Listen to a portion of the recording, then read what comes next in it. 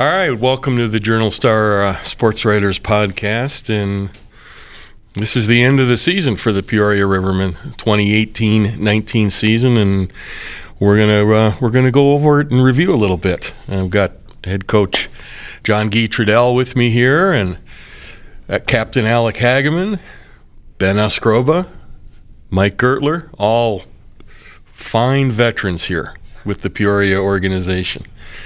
And none of these guys want to be sitting in here today as the SPHL has headed into its second round of the playoffs. But we learned something about being a number one seed. Nothing's guaranteed, is it, Coach?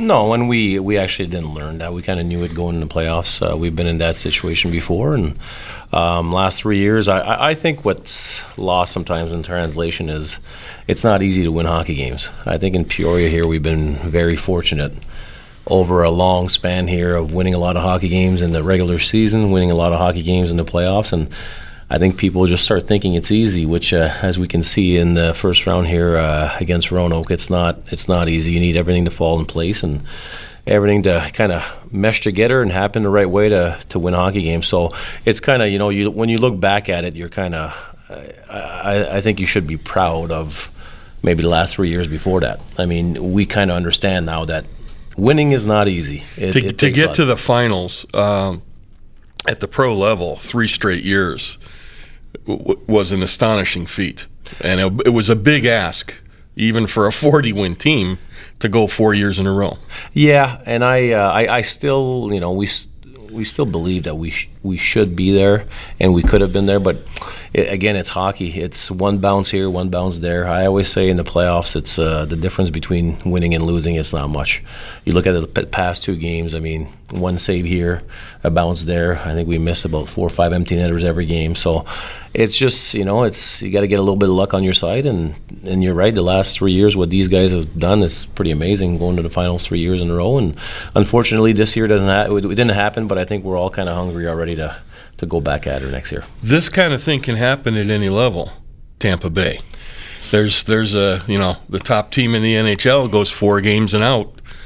Eliminated last night. Yeah, and I love the words of John Cooper there, that he's like, it doesn't take away of the tremendous regular season they had, because especially in our league, I always feel like the regular season is kind of a championship in their own way, because playoffs 2 out of 3, like me, a hot goalie or a bounce, right, and it could go really quick one way or the other. So I was really frustrated, I think, for 2 days after, and then you realize that these guys, what they did in the regular season the past 3 years in the playoffs, and I mean, it's a pretty unbelievable feat what they did, and I want to make sure they get recognized for that regular season. And unfortunately in the playoffs, I think Roanoke just, for the 4 days of the playoffs, they just got a few more bounces and got lucky here and there, and they won 2 games. Well, the best of 3 system puts everything on game 1, and it's just, my issue with it has always been that a team, in your case, 47-9, which is an unbelievable record to go through a season with, ends up having to travel more, because you've got to go out to Roanoke for game 1, come back to Peoria to host game 2. They're only traveling 1 time, and you're playing on the road in game 1, and you never even got to see your actual home venue down at Carver Arena. So I think there's a feeling there, for me anyway, it really diminishes what you earned during the course of the regular season. That's a discussion we can have for hours. The league has been talking about 3 out of 5 format, because to me, 2 out of 3, and not because of this year. I mean, like I said, we've been lucky enough to be in the final, so it's not time to make excuses. We're going to try to find solutions, but it's always been that for me. You get in the playoff in pro hockey, and I know I've been lucky enough to play in the playoffs quite a bit when I was a player, and you look forward to the grind. You look forward to the 3 out of 5, the 4 out of 7, and usually that's when you see the better team wins, because you can grind down an opponent, you can grind down defensemen, you can play certain things, you can do certain things.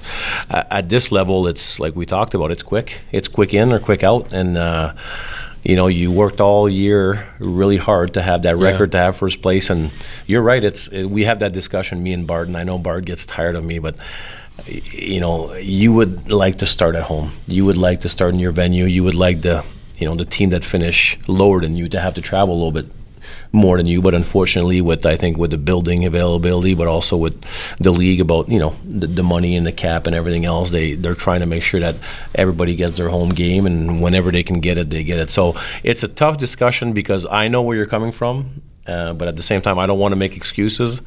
But I'm with you that I would love to be able to start at home when you have a phenomenal season like you have. I'm not suggesting the outcome would have been any different. I mean, you can't take any credit away from Roanoke at this point. But I think it's more rewarding for the fans and more rewarding for the players who put so much into a season and go into a playoff with that expectation. But anyway, an argument for another day. Yeah, perhaps. and for me, I'll go back to this, and I try to get at the league for years. I never felt like 2 out of 3s are playoffs. Right. Because I feel like you said, I think you play for different reasons, and the big reason you play is for your fan base. And a playoff should be long. It should be hard. Fans should be vested in that playoff, should be really focused on that playoff for a week and a half, for one round. And a 2 out of 3, like we said, it was 2 days. We played Wednesday, Friday, and it was over. So for those 2 days, Roanoke, they did more. I always say, even though we outshot them, we had more scoring chance. I always say, if you win, you must have done something more. Yeah. So they did more that way. But of course, you would have liked to have Game 3, Game 4 to see if that forecheck and that physicality that we showed would have took a grind on their defensemen. But you'll never know, and that's what kind of bothers me about the 2 or 3 format. I mean, you work so hard all year to 2 days later, your season's over. Well, so it's tough. It levels the playing field too much, is what I'm trying to say. It does in a certain way, correct. Yeah. And of course, in the SPHL, this was the second year of what is called the Challenge Round, where the top team gets to choose its playoff opponent from among the bottom 4 seeds, and you chose Roanoke this year. And of course, the second guessers that are out there are saying that wrong choice. What went into your decision? And if you could do it all over again, would you still go the same way? Yeah, second question, I'd still go the same way. For us, it's about traveling. We have to travel first. I don't know if anybody ever went to Fayetteville, but that's 17 hours, and the last 2.5 hours you have no reception, and you're kind of on side roads to get there, and it's a long travel, and you don't want to go there. And then Pensacola is the same kind of thing, long travel. So we decided it was between Macon and Roanoke, and I wouldn't have changed a thing. Of course, we played Macon before. I still think Macon and you can see they outshot Knoxville both games. I like the matchup with Roanoke. I still do. I think Roanoke had a few more bounces and did a few more things. So I went, as a coach, you always, the year before we chose Roanoke, a great pick. This year so you can't win no matter what. There's going to be. No, you're going to get second guess. Yeah, you're going to get second guess on everything you do. So I always say that's when you take a job as a coach, you're going to get second guess, whatever the challenge is, whatever, if it's 1 against 8 or, they're going to find a way if you lose to find something negative. So for me, I just laugh at it and I go on with my day. I'll tell you what, there's a lot of teams right now that would have loved to have gone 47-9. That was this was a season in which the Rivermen set a league record for most wins at 40, set a league record for most points in a season, 89, a league record for fewest regulation losses. You lost 7 times in regulation all year. A league record for fewest regulation losses at home, 23-1-4, was it? I think so. Tied for most wins at home. Just records. Benny Blasco with an 18-game point-scoring streak, the longest seen in the league in 5 years. It was just a magnificent season, and we'll ask these guys too what it was like playing through that day after day after day, and in the back of your mind realizing that the more success you had, the bigger the target got on your back, right? I mean, yeah, absolutely. I mean, Yeah, I mean, when you win that many games, I mean, honestly, even just playing in Peoria after 3 years and making it to the finals, I mean, Guy always talks about it. We always talk about it in the locker room. Like, we don't ever have a night off. Like, there's no easy games ever. It doesn't matter if you're playing Quad Cities or Evansville, you're getting their best no matter what. And that's actually kind of the fun part about playing in Peoria, too, because you actually get everybody's bets. So, I mean, as people say, oh, you guys play Quad Cities and Evansville all the time, but at the same time, when they come to play us, I mean, usually we come out on top, too. So it's always a battle, and it's always fun. Yeah, more of that. I mean, having that in the back of your mind, knowing that, okay, well, we keep winning no matter what. But yeah, it's the same thing. They always bring their best to play us, and it's kind of it creates a nice target on your back, and you know that if you don't come out and play the way you should, or the way that you're capable of, that the score could easily bounce the other way. So I feel like it's a big target, but it's not always a bad thing. Yeah, same what these guys are saying, but yeah. It's like coming into town as the Yankees every night. Biggest right? ticket. You know, you get a target on your back every day, and I think it goes to just every day what we do at practice. What like I don't think other teams are doing. The work we're putting in, and which is I think why we've had success. Obviously, with the wins and all the records, and not just not winning it yet, but all the work that we do off the ice and at practice, I think, is unmatched by any other team in this league. But I think that shows the success that we have and everything. So I mean, it's going to paint a big target.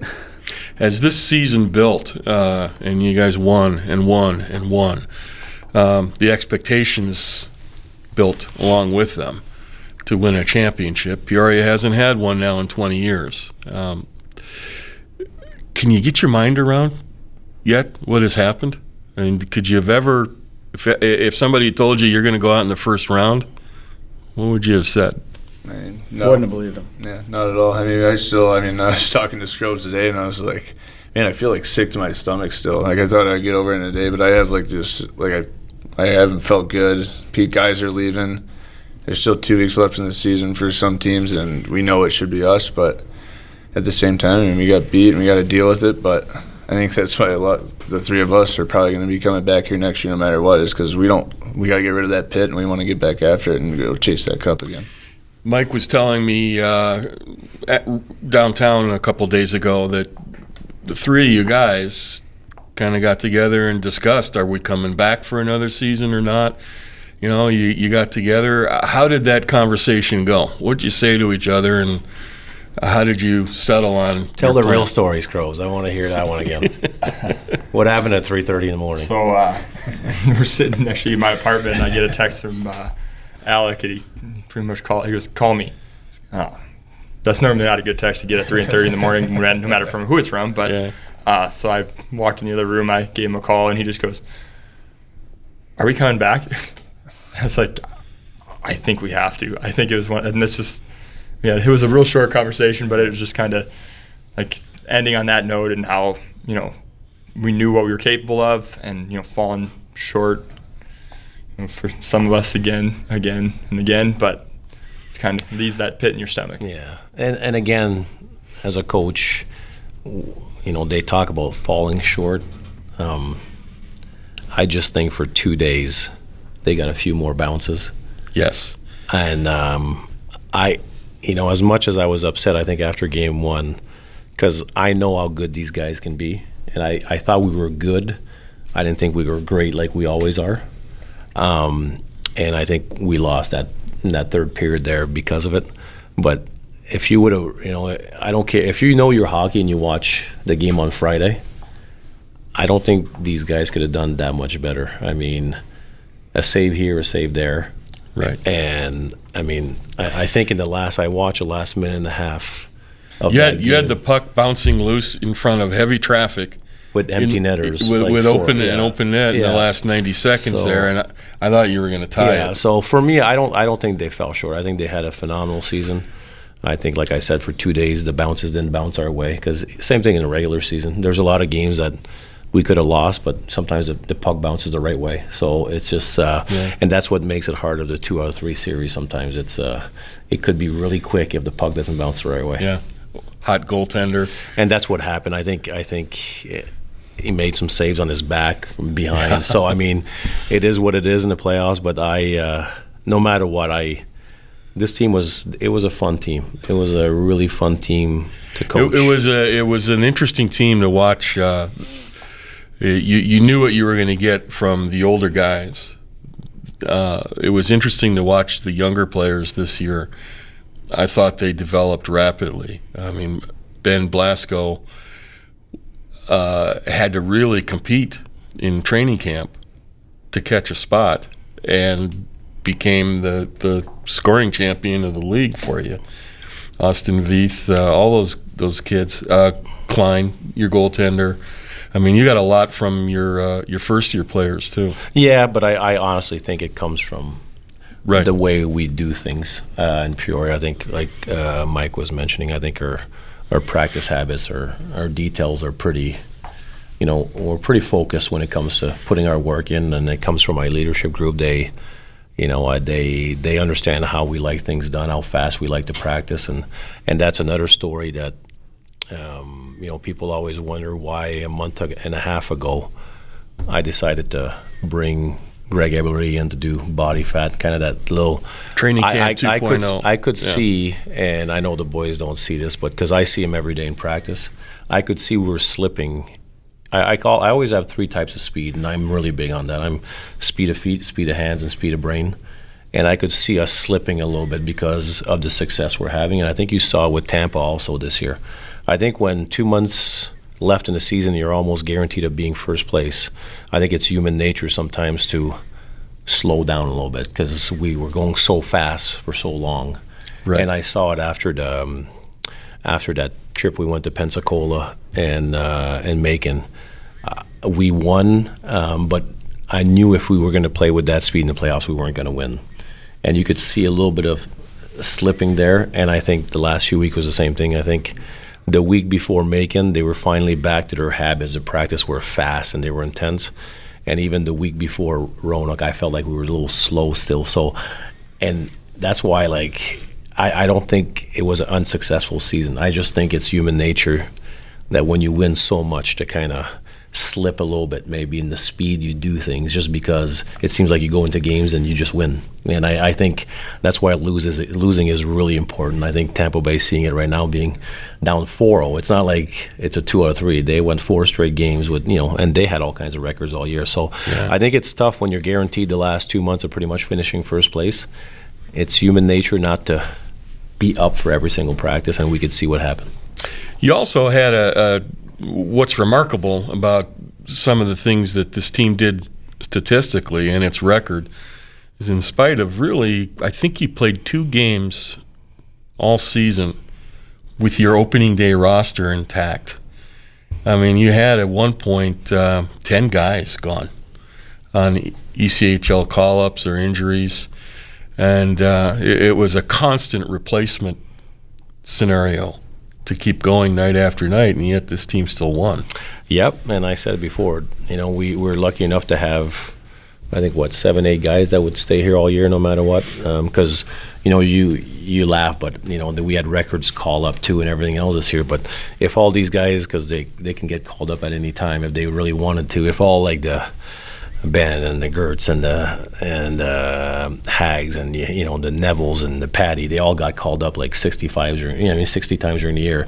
We could have had the whole team gone. So I'm lucky. These 8 guys I think they just keep that locker room going no matter what. And I think for this level, these 8 or 9 guys that are with us all year have enough talent that even if we have 3-4 young guys in the lineup that are not always doing the right details, they're backed up by these guys that know how to play, know how to win games. So I think we're fortunate to have them because, I always say the coaching is done always in the first month and a half, 2 months. You install the kind of the details you want, that everything that you want to put together, you put in the first 2 months, and it's about the locker room, making sure that it keeps going and going.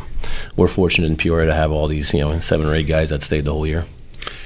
And you guys, you look at the banners on the wall in Carver Arena and the things on display in your own locker room, and you're playing as part of a very long history here, tradition with this franchise too. I mean, is that play into part of what drives you? I mean, for me, yeah, absolutely. I mean, you grew up watching this team. Yeah, and then, I mean, growing up, they had a lot of accomplishments in themselves in the organization, winning cups and division titles and all that. So yeah, I mean, for me, it's absolutely an honor to do that, and at the same time, it's like seeing what we've done. I think is pretty awesome too. I mean, we're missing that last cup that we finally need, but I mean, from what we've accomplished over the last 5 years, I mean, it's pretty impressive too. So it's awesome. What was your favorite part of the season, guys? Each of you has a moment, I'm sure. It could be on the ice, it could be off the ice. But what when you look back at this, what was that moment for each of you? I think for the Pensacola-Macon trip for us, it might be the same for them, but we had a chance to all be together, and we stayed in that house together. And then beach house in Pensacola. And then finally, we finally was able to have some success in Pensacola, which for us that have been here a long time, that's not something that's been readily available for us. So have some success there was awesome. No, I agree. I think, just the way we went down and how we've never won in Pensacola, and just the elusive win there, and it's always a fun trip to get the whole team down there and get the boys on the road, and then to make the trip to Macon, which was almost like tired to make the trip, but still got there and got those games there. And it was a long trip, but I think it was a big character building trip for our team, and like really kind of set a tone how good our team was this year. That 6 games down there, and 5. You had 11 and 12 points. Yeah. So I think that was huge for us, and obviously it was a lot of fun. I thought it really set the stage for the rest of the season. A little bit of the backstory. I mean, you had almost half your team missing on those road trips. They were back-to-back weekends. You stayed out the whole time. Never did come back to Peoria, and you won 5 of those 6 games on the road against 2 really good teams, and one team in Pensacola that Peoria has not had a lot of success against. So that was a really big pivotal moment, I thought. It was. I think, those trips, you always come together. I think we've been trying to do that for a few years, and finally Bart okayed it very nervously. Because when you get 20 guys in the same kind of house, of course it's a little scary, but I was explaining to Bart we have a lot of leadership, so I wasn't really worried about that. But I'm one thing I'm a big believer in is the locker room. I think you win a lot of championship in a locker room. And I think that trip really brought the guys together. And like you said, we had 6 or 7 guys that were from the Federal League, and they just bought in, and we worked hard, and we did what we had to. But I love those team bonding, team building thing. I think it's key to any team that's going to have success. Well, it certainly was a pivotal point of the season. After that, as you said, anybody you seem to add to the team instantly fit in. That's a leadership thing. I think we need to ask Alec, who just went through his first year as captain, what was that a leadership experience like for you? I mean, it's challenging at times, but it's fun too, because guys are looking up to you, and I have great help over here with Ben and Mike and a couple other guys like Joe Kalis and Patty. So we're all in my opinion, we're all captains. I'm not the only captain. These guys have been here forever, and they lead the way. And like Ben's probably the best locker room guy you'll ever have. Mike works hard, and he's a great locker room guy also. And I don't know, it's just really fun, and it's an honor. And it's not really, I wouldn't say pressure, but it's just like in every day, like you want to be the hardest working guy. You want to be the guy that's doing all the right things, and it's part about being a captain. But with these guys, it makes life a lot easier for me having those guys by my side. Well, you're all getting to that stage where you got other things going on in your life too. As you get older, you got a little one just turned 1. Yep. Yeah. April 8th, she just turned 1 year old. So yeah. So that was a big moment, and we'll get to Scrobes in a moment. Gertz, you had a big announcement during the season too. Yeah, having a baby. September. September. Yep, a baby boy. Joining the club. Yeah. So, time pulls at you, right? Yep. And one of the things you mentioned was that the fact you're going to have a son sitting up there in the grandstand. Yeah, I think that'd be pretty cool. I mean, obviously Hags was able to do it with Adley this year, and Guy played, had his Tristan, and I think it'd be really fun, and it gives you another reason to play the game, and you have something to play for. And my dad tells me that I'll never really understand until that baby's born, but once it's born, you get it and you understand. So it's gonna be a busy summer, and it's gonna be a lot of work, and it's gonna be fun. We're looking forward to it. And Ben, you suffered a terrible loss in February. Why don't you tell us about Clifford? Yeah, so my nephew, Clifford the Big Red Fish, I was given him by a former teammate who decided to leave him in better hands, I guess you'd say. We had him for about, I think he's 3 years old. I think we got him from Walmart, and somehow miraculously he was a red beta fish. He's a red beta fish, named Clifford. So and Clifford, he had his own fish. account, social media accounts. Yep. He had you could still follow him on Instagram. Nothing's going to be updated, unfortunately. And that address is Cliff_the_big_red_fish on Instagram, and he's got 294 folders, which is more than some people do. Yeah, that's pretty impressive for a fish. But yeah, he ended up passing away while we were on that Pensacola trip, actually. Not going to say who was taking care of him, but no, we're just going to avoid that. Clear that. But yeah, so so when we got back, we had to give him a nice burial, kind of a Viking funeral, if you will. I made a nice boat out of a piece of cardboard and set him free in the river. I saw it going a little differently in my head, but in February, the river's probably pretty frozen over. So I found the only spot of water I could put him in and put him there with some nice music. And I had to back up in order to get further away, so it looked like he was going away. But so we're not. Yeah. And we think it's possible he flew off with a bird.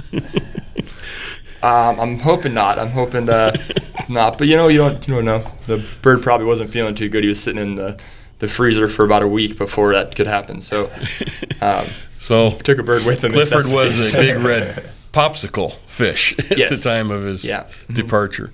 Yeah. So hopefully the boat ended up sinking, and he.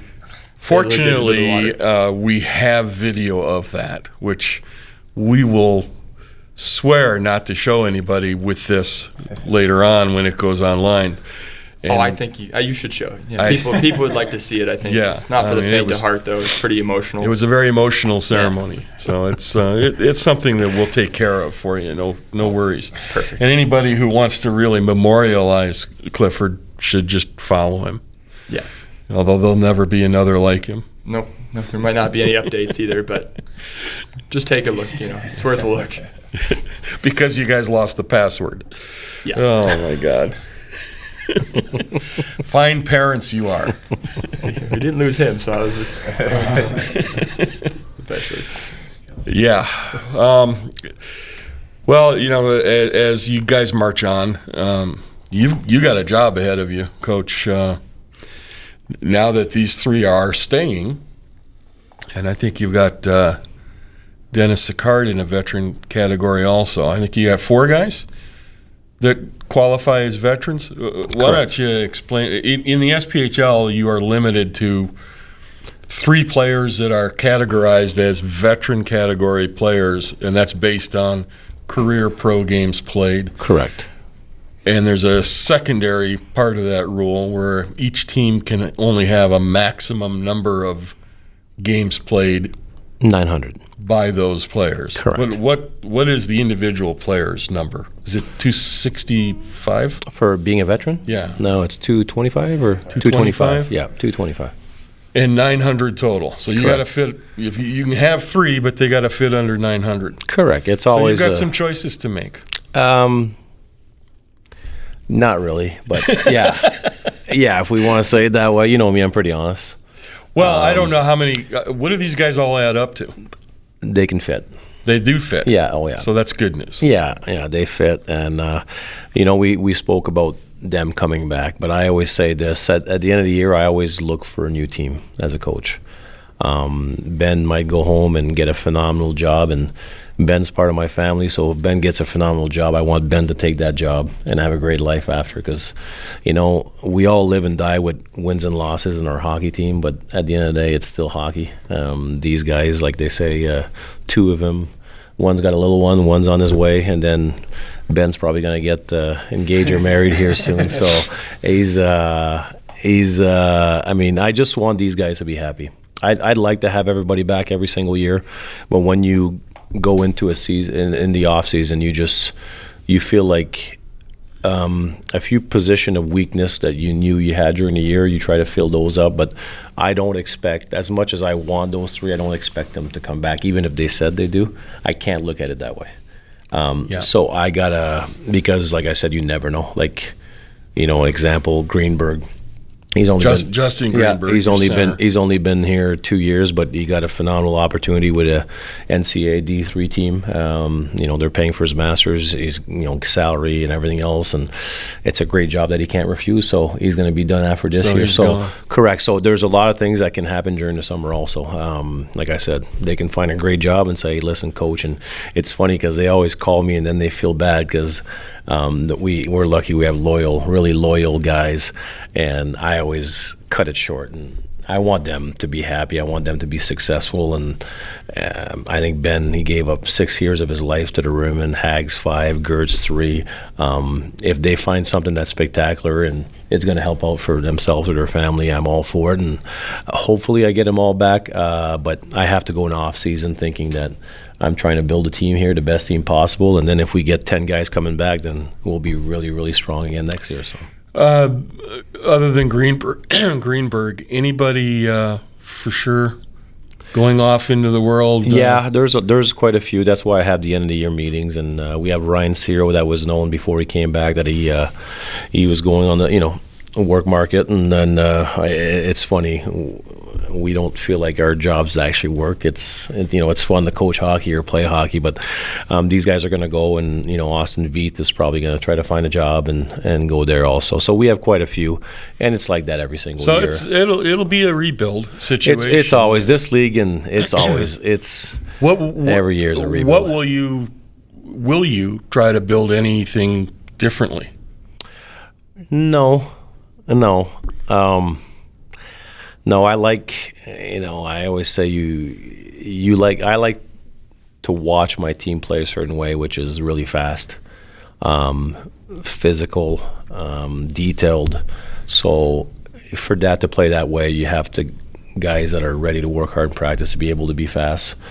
Guys that have a high hockey IQ so they can think the game while they're going fast. Because the hardest thing to me, I always say the hardest thing in hockey is to play really, really fast within details and systems.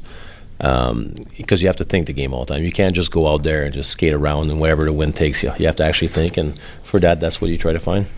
And you'll be using a new system next year, not the Tampa Bay one, right?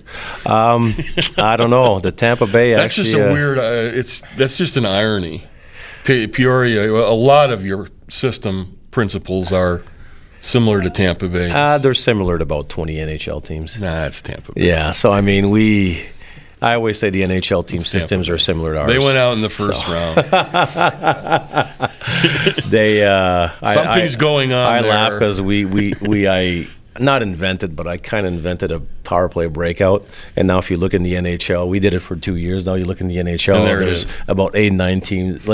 And I didn't invent it. You kind of steal all your ideas here and there, but you kind of put them all together for what you like. And I always, all coaches are pretty close to each other. Now, if you're old school still, you're not going to have a lot of success. You have to, you have to be new school. You have to learn every single day. You have to get better.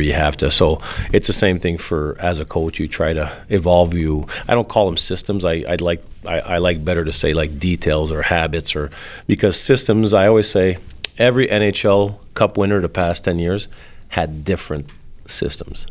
Right. But they still have success. So it's not the system. It's actually your details and your habits daily that brings you all the success.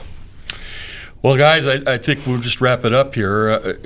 Brilliant season. I mean, I haven't researched it yet, but I don't know how many teams in pro hockey have turned in an 800 win percentage in a single season at any level. This is a season that your fan base, I'm sure, will remember for a long time. Last thoughts? No, just I mean, the off season's here, but like we were all saying, we're all coming back, so I'm excited for it, and we're ready to go back to work again. The hard work and the grind of the season, and get the championship next year. Benny? Yeah, I would just say the support that we've had and that's why a lot of the guys keep coming back and why we want to stay here, and we feel like we owe it to everyone, ourselves, our old teammates, everybody that's been a part of this for the last 6 years since we switched over, and especially a part of the fan base. That's what keeps us coming back and keeps us hungry. Captain Hagaman? And just say the fans and our boosters, I mean, they're awesome and they're amazing, and we just want to get the job done for them. Who's going to win this thing, guys, in the SPHL? I think Maverick Parks is going to be hard to beat, but I think it's them or Huntsville. Huntsville is very deep, I think, but I think Maverick Parks is the best goalie in the league, so he could easily, it's a best of threes. I think he could steal a game here and there. And that's with Birmingham, of course. You guys saw him up close. You guys agree, or you see someone else? I think it's up in the air. I don't have a preference either way. I'm the same way. 2 out of 3, just you never know. It's just so quick. You look at that Millisek kid from Huntsville. Yeah, I mean, every game he had like 50 saves. Yeah. Against Pensacola, outshot him. Had almost 50 shots every game. He just hot goalie, a few bounces, and you're good to go. So I think it's anybody's game. But I said before the playoffs, to me, the most complete. I like to build within goaltending, defense, and my centers, and I think the most complete is Huntsville. I think at every position, I think they have not only quality, but they have veteran guys that know how to play the game. So I think they're going to be a tough out. But the only thing, when you won the year before, your belly's not as hungry anymore. So that's kind of your belly's a little bit full. So that's what But I don't know. It's going to be a tough one, like Ben said. I think it's anybody's game when you get to the 2 out of 3 playoffs rounds. So. All right, Coach, say your final goodbyes here. Yep. I just, I want to say thank you to everybody. I think it's been a very good regular season. I think, like you said, the non-sayers are always going to say bad things about the playoffs, but it's a Wednesday and a Friday, and I still think the boys gave it everything they had and can't ask for more. We're going to come back next year, and I think we have to stop chasing the championship. I think we have to chase the love. I think we have to chase the love of the game, enjoy each other. And if you just chase the love, I think you just take care of one game at a time and not think we need to win. Just love each other, love the game, and we'll be all set. Well said. The end of a magnificent season for this franchise, and they get right back to work building next year's team here very shortly. I'm sure I'll hear from you soon. Honestly, Dave, I got home and my little guy cried for about 30 straight minutes. I saw the video. Because he wanted the trophy, and Dad told him he was going to get a trophy, and Dad didn't come true. Stepdad didn't come true on his promise. So right after that night, I couldn't sleep, and then I started working already the next morning. So we're not going to chase the championship, but I want to chase having a great team like we did this year, and a team that loves the game. And I think that's the biggest compliment I can give these guys, man. They're just unbelievable people, unbelievable leaders, and people that love the game of hockey, and they play for the right reason. So I wouldn't do it without anybody else than these guys. Congratulations to all of you guys, to the organization on and off the ice on a great year. We're going to wrap it up here. That's all for this edition, and you can go to our archives, see this podcast and all the other ones that are up there at pjstar.com/podcasts. So give it a look, and we'll talk to you next time.